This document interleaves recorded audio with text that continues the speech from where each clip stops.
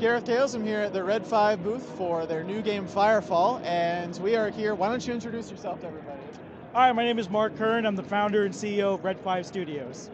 Awesome. Firefall looks like an amazing game. We've seen the trailer for it, we've seen a playthrough demo, and there's really a lot of unanswered questions, so we figured we'd go ahead and ask a few of those. First of all, just in like 30 seconds or less, what is Firefall? All right, it's a team-based shooter played entirely online with really epic co-op featuring hundreds of players and clan-based support built right in for competitive team-based multiplayer action. So it sounds a lot like the new iteration of Planetside. What do you think of that? That was a great game. We enjoyed Yeah. playing it, but this is something a little different. I think if your viewers watch the gameplay trailer and everything else, they'll see that there's a lot more that we've added to it. Okay. So there's a big multiplayer concept to it. Is there any PvE that people can look forward to, or is it all player versus player?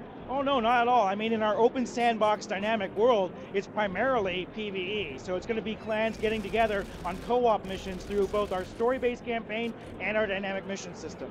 I see. Okay, talk to us a little bit about this ladder system that we've heard about. How is that going to work? Well, unfortunately, we're focusing on co-op at the show, Right. and at a later time, we're going to go deep into our multiplayer support. Okay. Oh yes, so it's a free-to-play game supported by microtransactions from everything that we've read so far. How exactly is that system going to work? It's something that only a few games have experimented with so far, so what do you know about that? Well, it's a system that works very well in other countries. We're just bringing it here into a game that we think is Western, right? And so basically, we're not going to sell anything that compromises the skill-based nature of the game. But you can expect a lot of other things, perks, if you will, to enhance gameplay. So it's going to be a lot of like appearance items and stuff. Will there be specific things that give you an advantage in combat and that kind of thing? There definitely are appearance items. There isn't going to be anything, again, that affects the skill-based outcome. We want that competitive nature to be solid. A lot of people are going to be happy about that.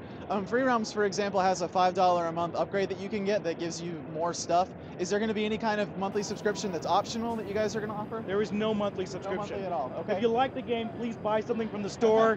If you don't like it that much, please keep playing it and enjoy it. Got it. So a little bit about the storyline behind the game. Is there a story?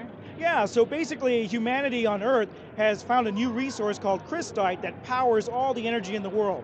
But unfortunately, the overuse of crystite caused this huge energy storm called the melding to descend and engulf the entire planet. And humanity is left in just a small cradle called New Eden that's kind of like in the eye of this gigantic planet-wide hurricane. And it's about the struggle against the melding and the Chosen, which is a race that has come out of the melding to attack humanity. And they look a lot like a Starship Troopers Zerg type thing. Is that basically pretty accurate?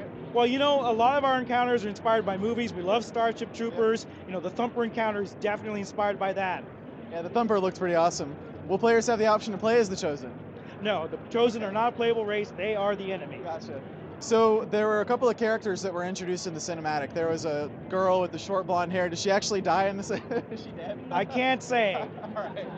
Yeah, there was this awesome, I just have to ask, there was this awesome backpack thing he had on that like did this big explosion and then like killed all these bugs. Is that going to be an item that players are going to be able to use? Yeah, everything you see in the cinematic is something that's going to be in the game. So the backpack that he has and the abilities that he was using are things that you can find in the world and customize into your character. Awesome. Okay, a little bit about progression, individual progression. It looks like there were levels that you could level up through, that kind of thing. How does the progression for a personal character work? Okay, so basically we're largely equipment based. So you've got your battle frame, which is like your class, but you have access to all of them and you can level them up independently. And as you do, you get access to more and more equipment that gives you different tactical options in the game. It did look like there were some elements from Tribes included, including the whole like being able to jump up in the air and like fly around with jetpacks and that kind of thing. What have you taken from Tribes and what did the team learn from Tribes that they've tried to move on from, if that's... Well, you know that Scott Youngblood, our lead designer, was lead on Tribes 1 and 2, so we had to have the jet boots, right? There we have taken a couple of other elements here, but I think it's more of a spiritual successor than a literal successor. Right. Okay, so this is one last question then. As far as, is the world going to be completely open? Are there going to be instances like other MMOs, or how is that going to work? We're not discussing the final structure yet, except that these open sandbox worlds we're talking about host a couple hundred players at a time. Very cool. Well, I think that's all we have for now, so thank you again for doing the interview, and hopefully we'll be talking with you again in the future. Thank you very much. It's a pleasure.